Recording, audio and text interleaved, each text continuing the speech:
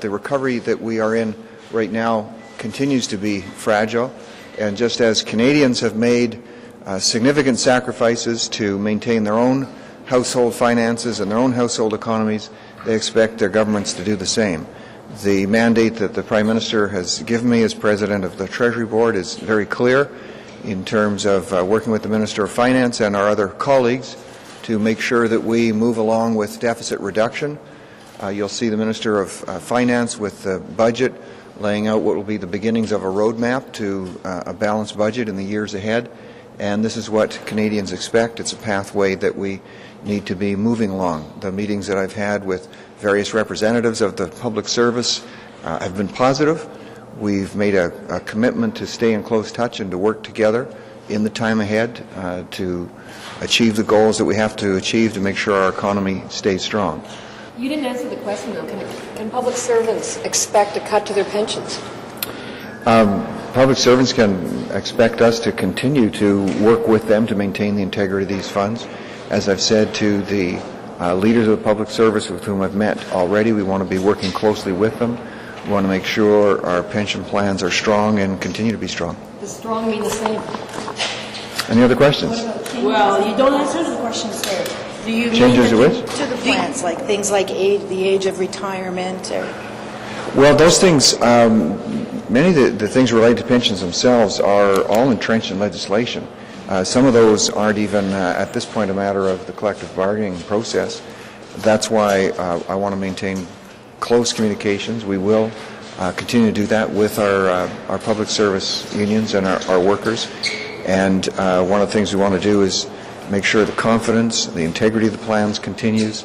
And I have every reason to think that will be done as long as we continue to take a prudent course towards fiscal balance, make sure that we're living within our means, and make sure that the Canadian economy remains strong. As you're aware, the strength of our economy continues to attract investment, continues to encourage both workers and businesses because our economy is on the right track, but we have to maintain that right track.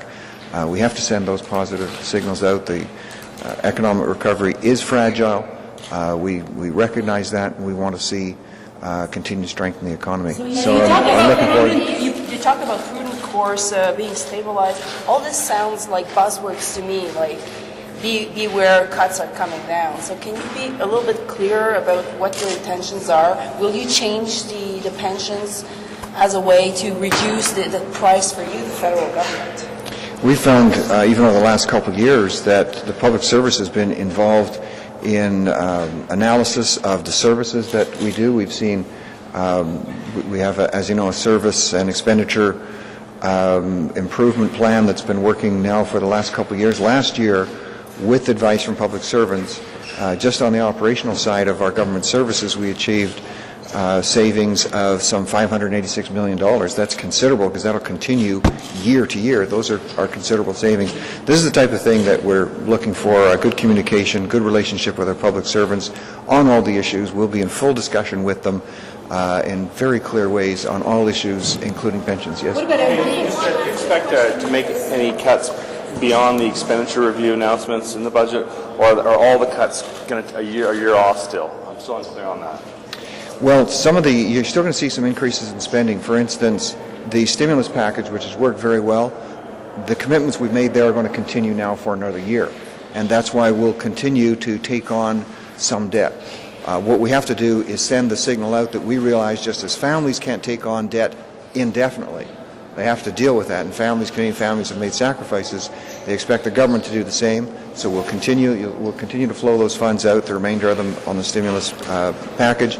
But you are going to see plans to, over the next several years, to get us to that place of a balanced budget and do that in a way that builds confidence in the economy so people know that their jobs will continue, that their investments will continue, and the Canadian economy will emerge from this global recession in a way that's going to be positive. Can MPs expect a cut in their pensions? Thanks very Will the budget show us where you want to cut? Will we You'll know see, once we see the budget where you're going to cut? Steve, what you'll see with Minister Flaherty on the budget is the beginning of this roadmap. You'll see some of the specifics. Other areas will be more general where we'll want input, ongoing input from Canadians. But I believe as everybody looks at the budget as it comes out, there will be that confidence that the government has a plan, because we do, and that we are moving towards a balanced budget. We'll work with all our partners, including our people in the public sector, to make sure we get there in the most successful way possible. Thanks very much for your question. MPs expect a cut in Thank their you. pension? What about MPs? Could they expect a cut in their pension?